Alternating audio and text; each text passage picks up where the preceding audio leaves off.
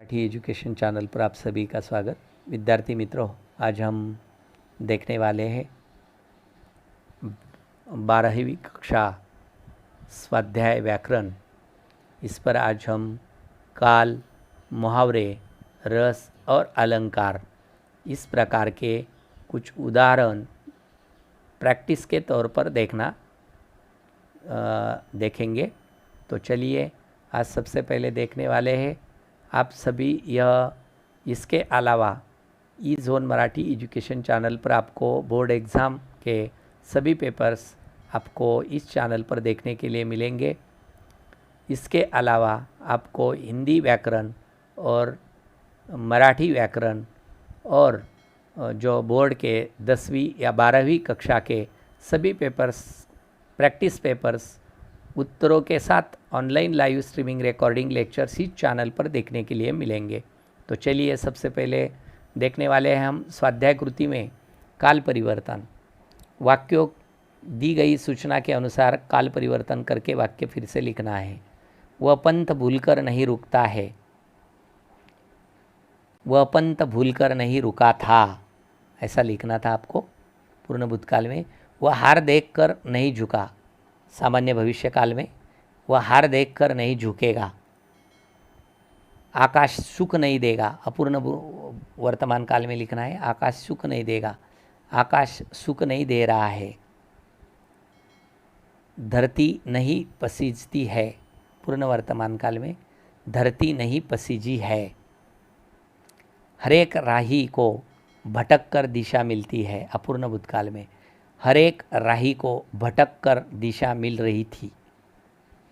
उसके बाद हम देखने वाले कुछ अलंकार के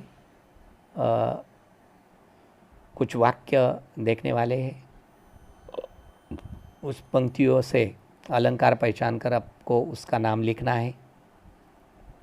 हरिपद कोमल कमल से उपमा अलंकार। पायो जी मैंने राम रतन धन पायो,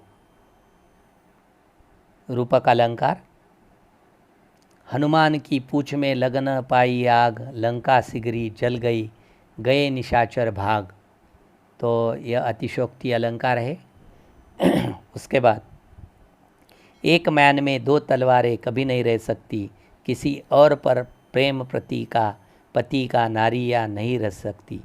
तो यह दृष्टांत अलंकार का, इसमें दृष्टांत अलंकार है। उसके बाद हम रस पहचानना है। हमें रस पहचान कर नीचे दी गए पंक्तियों में से जो काव्य पंक्तियाँ है उसमें रस पहचान कर लिखना है।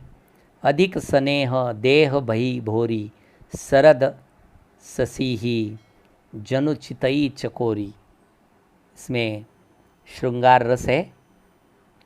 देख यशोदा शिशु के मुख में सकल विश्व की माया, क्षण भर को वह बनी अचेतन, हिल न सकी कोमल काया। अद्भुत रस है।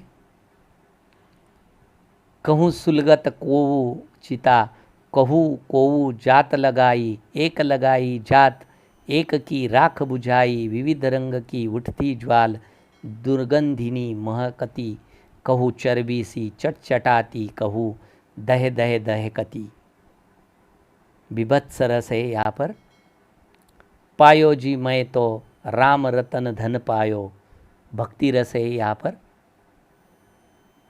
उसके बाद 4 मुहावरे का अर्थ देकर आपको वाक्यों में प्रयोग करना है। गुड़ गोबर करना, बने काम को बिगाड़ देना। चित्रकार का चित्र तैयार था, तभी एक छोटे बच्चे आकर उस पर ऐसी कुची फिराई कि सारा गुड़ गोबर हो गया।